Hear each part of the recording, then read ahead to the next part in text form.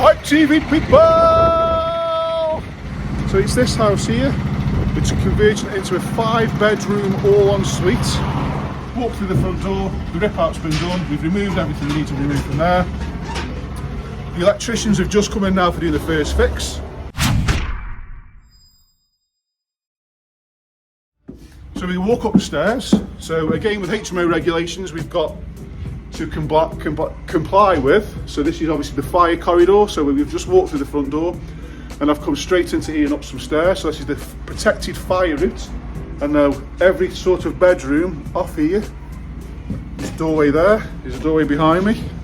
And as I go up the stairs to the top floor again, as we go up there, then obviously there's 2 bedrooms at the top, so therefore that is the protected fire route. So if there's in the event of a fire, you can run out of your door into a corridor which is protected by the fabric of the building, i.e. brick or fireboarded plasterboard, which obviously is not done yet, but it will be. But just to explain to you what the fire route is, so we can run out the bedroom there, as an example, there's a fire, run out of there, come and run down here, turn right, straight out the front door, and we haven't got to go into hot zone, which is the kitchen basically. So that's what your protected fire route is.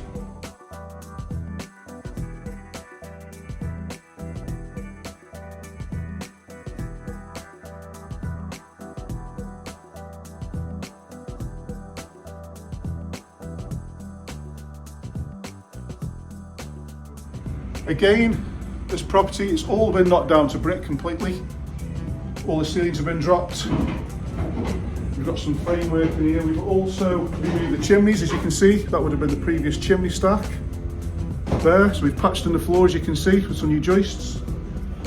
The ensuite is now built. Fire egress window is now in. So we've got some new windows. There we go. So if we do run out the protected fire route, and we open the door, oh no, there's a fire outside there, we can run this way and jump out the window. There we go, so you can see there's some wires that have just gone in there now, so the electrician is currently in there putting the wires in for the first fix, and that is the lighting cable. So that's this room. So this is at the back of the property. Now we're going to walk to the top of the stairs again, so that's where I've just come up. We've then got another landing there going back upstairs, but then we've also got another bedroom here. So this is the front of the property. Now, one of the good things about this property is it's really, really big. So all the rooms are a really, really good size. So every single room is a double. So that stud work there is the existing stud that's obviously separating us from the corridor. So that will need to be pink boarded for the fire.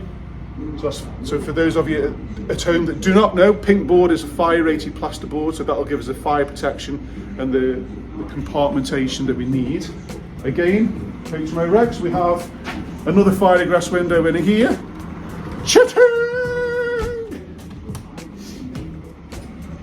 This one here, as you can see, this brickwork's different, so this has been patched in, so this was also a chimney that's been taken out. So we've patched it in. So I've spoken to people on the other videos whereby I have said once you take a chimney out, you need to be careful, because obviously if there's a chimney on the opposite side into next door's house, you don't want the fumes from there to pass through into here, even though it should be a flue line if it's broken or something like that, just a health and safety thing. So one of the things I like to do is re-brick it in and point it. So as you can see, bricked in, pointed up. So that will stop. It's sealed the chamber now on our side. So when we put a plasterboard over there again, I'm quite confident there's no fumes are going to escape into this bedroom. Aren't I fair? So ensuite there. So again, I've said this before in other videos, but we've got inside here. I'm going to walk through here. So we've got an ensuite there. So we'll literally boss through that wall with the drain pipes. So this is what I'm talking about now, drains, is why we like to have the en-suites back to back. So that wall that I've just pointed to in that bedroom is actually the back wall there. So again, I'm in the front bedroom now, as you can see me behind me. So this is going to be the en-suite. So where I'm standing now currently, that might be easier for you. This is going to be the shower. We're going to have a sink here, and then at the back we're going to have the toilet. And then right above me again, we're going to have another ensuite, and we do this so that all the drains can fall down with gravity on top of each other, so it's easy for the plumber to get his first fix. And so all the waste pipe will come down here, and it can all boss through that wall. So, little tip for you at home, folks. I have gone over this before.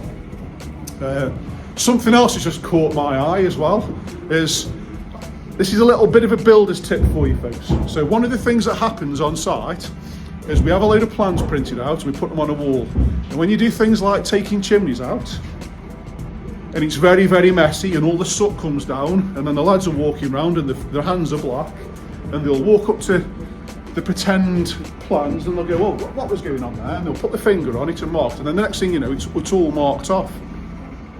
So it's at that point then, the papers, you can't read it because it's got all grubby hand prints over it.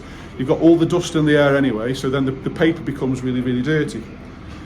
So what I do as a backup is if something's quite mixed, if something's missed a little bit, for the electrician and the plumber, what I'll do is I'll go around and actually spray physically on the wall where I want sockets. How's that, folks? So anyway, folks, back to this room. It's a really big room, as you can see. You'll come in through there, spin around here. We've got the ensuite, so we can put a bed there. Again, it's a really, really, really nice big space. So that's the beauty of these end terrace properties, is they're generally really, really big. So then I'm going to walk up the stairs. So I'm back in the fire corridor now. So top of the stairs. So I'm now on the second story. So we've got a bedroom there and a bedroom door there. So we'll go in the front room first. So just try and stand out the way so you can see. So we've got the Velux that's been put in above me. We've got another little window there. So going back to my little thing, is when I was on about, is to make it easy for the electrician. See the green spray around there. So we've got a socket there. We've got the socket down here. The reason this one's elevated and higher, so you can see the height difference, is we're going to have a desk here. So that's at desk height. So if you imagine the desk's going to come to about there and you've got a laptop on there or something you want to plug it in, it's easy access to just go straight in there. So back to this room. It's got lots and lots of light there now, aided by this Velux up here. Always a good idea if you can get a Velux in, it lets a lot of light in, it's a nice little feature. And as we stand around here, there we go, so we've built the ensuite. So ensuites in a loft space can sometimes be a little bit tricky, and the reason is we've got the ceiling pitch, which is where the roof goes up there and goes down. We've got to get a shower in here, but then obviously as the roof goes down we don't have as much space. So obviously a shower, you need a human being to be able to stand in a shower tray. Now the shower tray is generally lifted up off the floor a little bit, so it's a little bit higher. And then if you're tall like myself, you're going to need a bit of head height. So and obviously you've then got the shower cubicle. So those things can't be set further down. So we always put the shower close to the tallest part. So it's going to be in this segment here. So as you walk through the door, you're going to pull the door open and we'll fit the shower over this side. And that is because we've then got the space above the head. So if you look at the framework, we'll put a shower in here. So if you imagine that's a shower there, where my finger's going. So roughly from there across, there's a shower goes in there, and I've got the head height, which means the extraction fan can go inside the roof and everything works beautifully. And then to the opposite side, where the ceiling starts going down, we can put the toilet, because obviously I can still stand and use the toilet, so I'm okay, which means I can also turn around and sit beneath the purlin, which is this big piece of timber here, and I can go for a poo. So yeah, little tips on designing ensuite, something to bear in mind if you've never done one before, is the taller part you need to store the taller part of the shower, the taller part of the ensuite, which would be the shower. As you can see above me as well, we've got some new felt, so we've had a complete new roof on here, so all the tiles have been taken off, put new tiles on. Well, actually, I'm going to go back to you. Here's another little bit of builder's tip. So another builder's tip for you. Christ, I'm cramming loads into this video. So for building regulations, this is not specifically HMO regulations, this is building regulations. If you have a low window, what we need is anything that's below 800 from that height there to the floor. If it's less than 800, the glass in the window needs to be toughened. Can you see? Right, there we go. I think you can see that on the screen. Can you see the little love heart there, the little kite mark?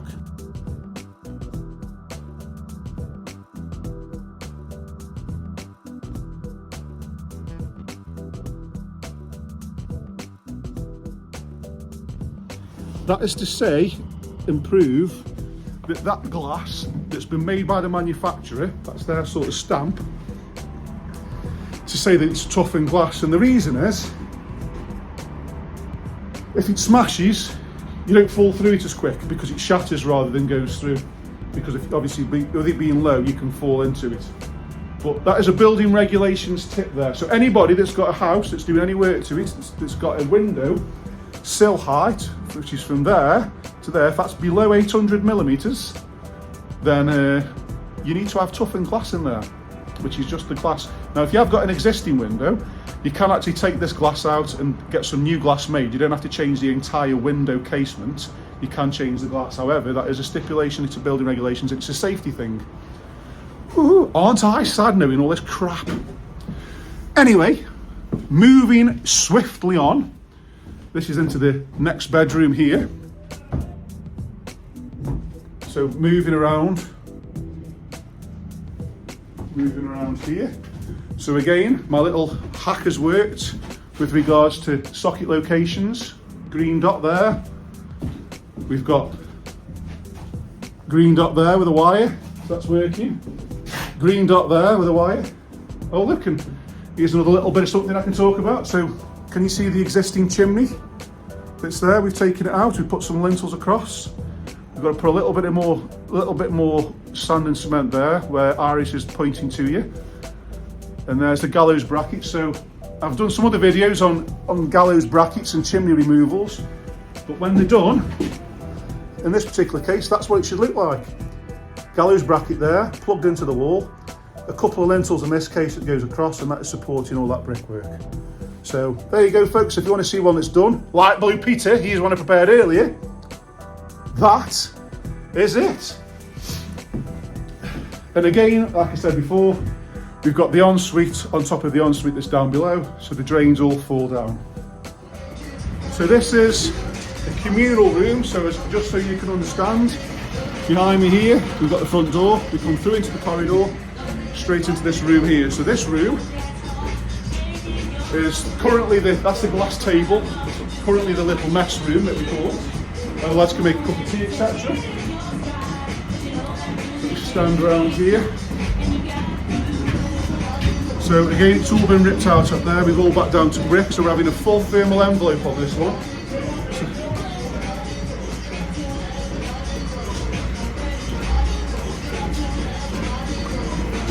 Anyway, so a full thermal envelope means that all the external walls are going to have insulated plasterboard, and that's why we've taken all this down so that we can go straight into the wall with the boards.